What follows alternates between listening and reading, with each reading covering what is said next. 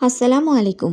বাঁধাকপি আমাদের সবারই চেনা। রান্নাঘরে ঢুকলে ভাজি নয়তো ঝোলের রেসিপির সীমাবদ্ধতাই যেন বাধা পড়ে যায়। তাই কাঁচা বাঁধাকপি তার আসল প্রতিভা দেখানোর সুযোগই পায় না। আমাদের দেশে কাঁচা বাঁধাকপি খাওয়ার প্রচলন না থাকলেও বিদেশে কিন্তু এর প্রচুর প্রচলন। কেননা সেদ্ধ বাঁধাকপি থেকে কাঁচা বাঁধাকপির পুষ্টিগুণ অনেক বেশি। তাই আপনাদের দেখাবো কাঁচা বাঁধাকপির ভর্তার একটি দারুণ রেসিপি। আগেই বলে রাখি, এটি বানানো থেকে শুরু করে শেষ অবধি পর্যন্ত কিন্তু হাত চাটতে চাটতেই কুল পাবেন না। চলুন তবে দেখে নেওয়া যাক মূল রেসিপি।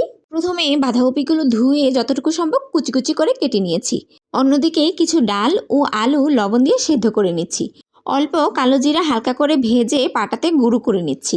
তারপর কড়াইতে তেল দিয়ে কিছু রসুন কুচি দিয়ে দিচ্ছি, লবণ ও অল্প হলুদও দিয়ে দিয়েছি।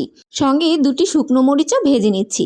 এগুলো ভাজা হয়ে গেলে কিছু ধনেপাতা ও কিছু কাঁচামরিচও কুচি করে নিয়েছি। তারপর সব উপকরণ রেডি হয়ে গেলে ভাজা রসুন ও শুকনো মরিচ এবং বাকি উপকরণগুলো ভালোভাবে মিশিয়ে নেব। সেদ্ধ করা ডাল ও আলুগুলোও নিয়ে নিচ্ছি। এগুলোর উপর দিয়ে দিচ্ছি আগে থেকে গুঁড়ো করে রাখা কালো জিরাগুলো। তারপর চিপে নিচ্ছি 2 টুকরো লেবুর রস। তারপর দিয়ে দিব ধনেপাতা কুচিগুলো। সবার শেষের দিকে দিয়ে দিব কিছু পেঁয়াজ কুচি।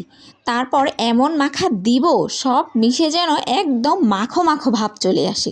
এই ভর্তাটি বানানো শেষ হলে কিন্তু দ্রুত 1 প্লেট ভাত নিয়ে বসে পড়বেন।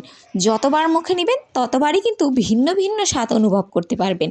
একদিকে পেঁয়াজ আর বাঁধাকপির মুচমুচে স্বাদ, অন্যদিকে কালো জিরার সুন্দর একটা গন্ধ আপনাকে দিতে পারবে সম্পূর্ণ ভিন্ন একটি অভিজ্ঞতা। একদিন ভাজি কিংবা সালাদের বদলে এই ভর্তা বানিয়ে খেয়ে দেখুন। দেশি স্বাদের ভেতরে নতুন কিছু পেয়ে যাবেন। আর এমন ভিন্নধর্মী রেসিপি খেলে পরিবারের সবাই আপনার প্রশংসা না করে পারবে না। আর আমার রেসিপিগুলো যদি ভালো লেগে থাকে আমার সঙ্গেই থাকুন। আল্লাহ হাফেজ।